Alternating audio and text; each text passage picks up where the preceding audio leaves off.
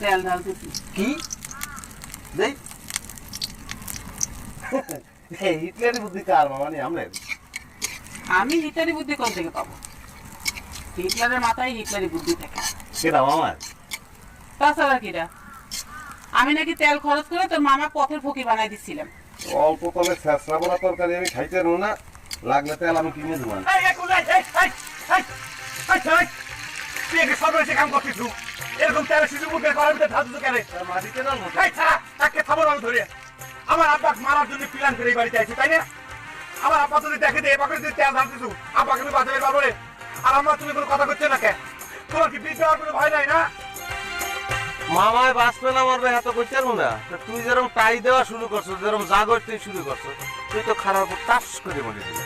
এই ছাড়া চুপ থাক, কোনো কথা কবি না। তুই কিসের জন্য তেলের শিশি করার ভিতরে উল্টে করে ঢালি দিল রে? হ্যাঁ আমাদের সাথে তোর কিসের